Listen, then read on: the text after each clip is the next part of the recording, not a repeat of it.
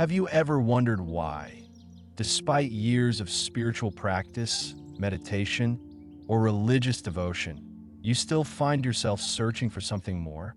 Why does that profound experience you had during meditation fade away, leaving you craving to return to it? What if I told you that what most people call spiritual awakening is actually just another form of pleasure-seeking in disguise? This revelation might disturb those who have invested years in spiritual techniques, but understanding this distinction could be the key to genuine freedom. In this exploration, we'll uncover why spiritual pleasure can become the most subtle trap of all, and how recognizing this can lead to authentic transformation. Most human beings approach spiritual methods, religious practices, or meditation with the belief that these will open up some extraordinary state. Some people repetitively chant a mantra, repeat a sacred name, or recite affirmations, believing that such actions will bring them closer to truth, closer to enlightenment. But if we look carefully, what they're actually pursuing is not truth, but a subtle form of mental pleasure. This pleasure doesn't only reside in sensory delights like enjoying good food, listening to music, or admiring beautiful scenery. It can disguise itself within experiences labeled as sacred. The floating sensation during deep meditation, the excitement when hearing profound teachings, or the pride of feeling that one is approaching the light. When a mind seeks a result, even when that result is wrapped in spiritual or noble packaging, the underlying motivation remains the desire for satisfaction, an extended form of ego craving. When we repeat a word, a phrase, or visualize an image in our mind, the mental apparatus gradually becomes accustomed to that rhythm. This repetition creates a hypnotic effect, similar to the steady rhythm of ocean waves, lulling the listener into a relatively peaceful state. In those moments, the anxieties and tensions of daily life seem to disappear. However, this tranquility is not the silence of freedom. It is a calmness created and maintained by a technique. And anything created by technique has a time limit, depends on conditions. When the conditions disappear, that state also dissolves, leaving an emptiness that compels us to seek again. The danger here is that the mind can mistake this pleasurable sensation for truth. When we become familiar with a method, we begin to believe that without it, we cannot reach higher or go deeper. This dependency nourishes a cycle. Practice, pleasant sensation, craving to repeat, continued practice. This is how mental pleasure binds us, even though outwardly it appears very meditative and wise. Truth does not come from a formula, nor does it depend on repeating a word or phrase. When we expect a word to lead us to truth, we have given power to a means. But any means chosen by the mind in hope of producing results is only serving one desire: to escape what is, in order to reach somewhere we consider better. In that movement, what is actually happening, naked reality without embellishment, is overlooked. When we observe more deeply, we see that all goal-oriented seeking stems from dissatisfaction with the present. We want to escape from what is occurring, whether it's boredom, suffering, or a sense of emptiness. But if right then we stop running, stop trying to reach another state, something extraordinary happens. The mind becomes alert, not because it has been rewarded with a special experience, but because it is no longer being dragged by the desire to change the present. The extraordinary state, if we can use this term, is not a peak to conquer, but the ultimate simplicity when we exist completely in each moment, seeking nothing additional. In this, all forms of pleasure, whether crude or refined, are no longer motivating factors. And when motivation disappears, what we call reality reveals itself, without the filter of hope or fear. Let me share a practical example of how this works in daily life. Consider someone who has been practicing mantra meditation for years. Every morning, they sit for 30 minutes, repeating their chosen sacred sound. During this practice, they often experience a sense of peace, sometimes even bliss. The mind becomes quiet, thoughts seem to settle, and there's a feeling of being connected to something greater. This person might think, this is spiritual progress. I'm getting closer to enlightenment. But what's actually happening? The repetitive sound is creating a neurological pattern that temporarily suppresses the usual mental chatter. It's similar to how listening to rhythmic music can alter our mood, or how counting sheep can induce sleep. The brain is simply responding to a stimulus in a predictable way. The practitioner becomes addicted to this state. On days when the meditation doesn't produce the same peaceful feeling, they feel disappointed, even anxious. They might increase their practice time, try different mantras, or seek guidance from teachers about why their spiritual connection seems weaker. What they don't realize is that they're chasing a neurochemical high, not truth. The peace they experience is conditional. It depends on the technique, the environment, their physical state, and countless other factors. When any of these conditions change, the peace disappears, revealing that it was never truly stable or authentic. Now, imagine this same person decides to stop all techniques and simply observe what is present without trying to change it. Initially, this might feel uncomfortable because the mind is accustomed to having something to do, some goal to pursue. But if they persist in this choiceless awareness, something profound begins to emerge. Instead of a manufactured piece of technique, there's a natural stillness that doesn't depend on any external method. This stillness isn't the opposite of activity. It's the space in which all activity occurs. It's not something achieved. It's something that was always there, obscured by the mind's constant seeking. This shift from technique-based spirituality to natural awareness represents a fundamental transformation in how we approach inner development. Instead of trying to create special states, we begin to recognize the extraordinary nature of ordinary consciousness when it's not driven by desire for something else. This recognition doesn't come through effort or practice in the conventional sense, but through a kind of intelligent passivity, a willingness to be with what is without immediately trying to improve, escape, or transcend it. The implications of this understanding extend far beyond formal spiritual practice. Consider how we approach emotional difficulties.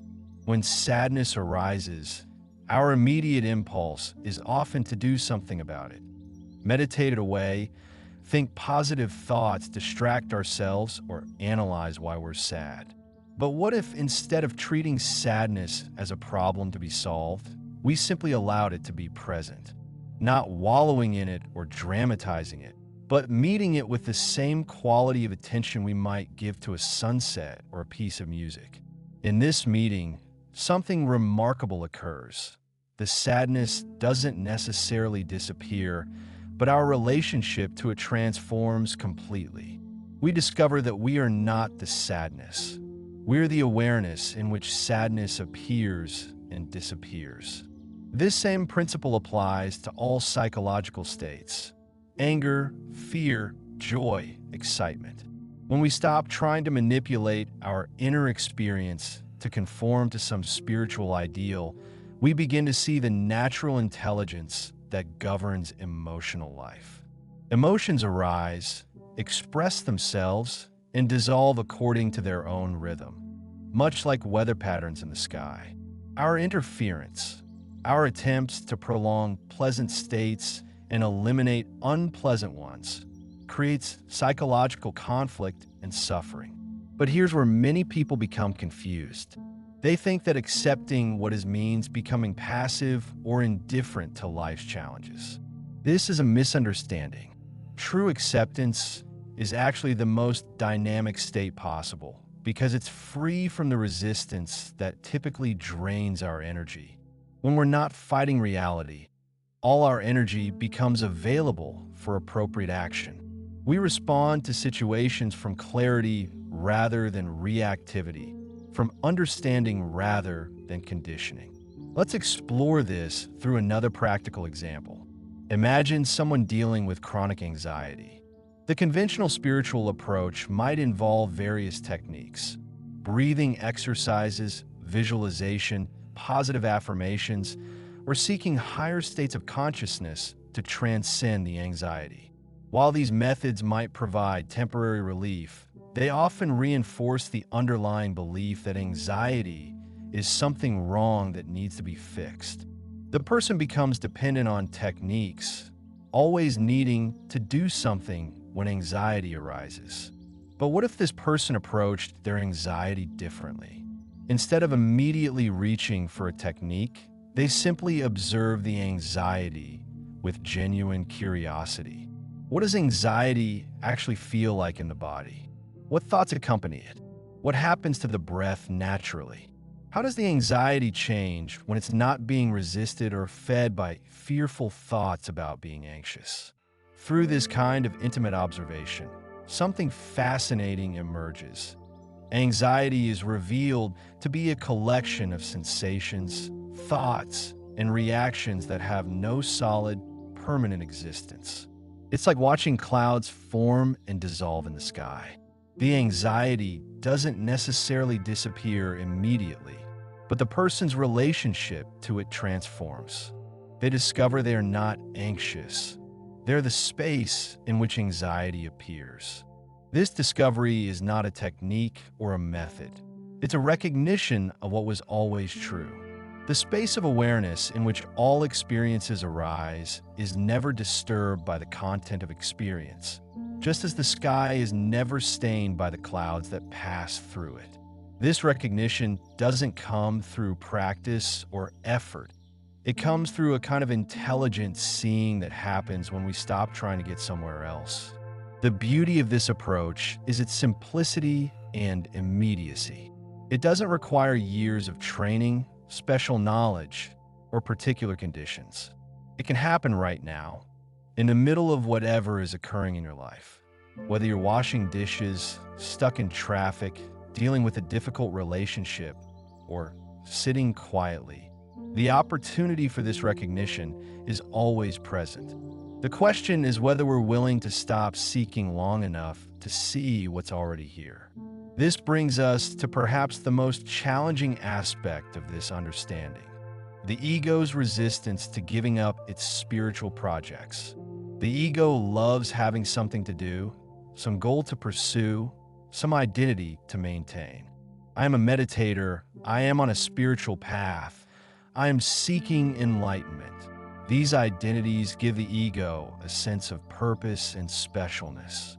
The suggestion that all seeking might be unnecessary, that what we're looking for is already present, can feel threatening to these carefully constructed identities. This resistance often manifests as intellectual arguments, but surely some practice is necessary. Don't we need to purify ourselves? What about all the great masters who emphasized discipline and technique? These questions arise from the mind's attempt to maintain its familiar patterns of seeking and achieving. The mind cannot conceive of a pathless path because its very nature is to move from here to there, from problem to solution, from ignorance to knowledge. Yet this resistance itself becomes another opportunity for recognition. When we observe the mind's need to have a spiritual practice, to be getting somewhere, to be improving itself, we can see this as just another movement of thought, no different from any other mental activity. The one who observes this movement is not caught in it. This observer is not a person or entity. It's the awareness that is always present, whether the mind is seeking or not seeking, whether there are techniques or no techniques, whether there's progress or no progress. If we truly want to touch this understanding, Perhaps a question to ask is not, what word should I repeat? What should I do? But rather, what in me wants to achieve a different state? And if that desire were absent, what would I be?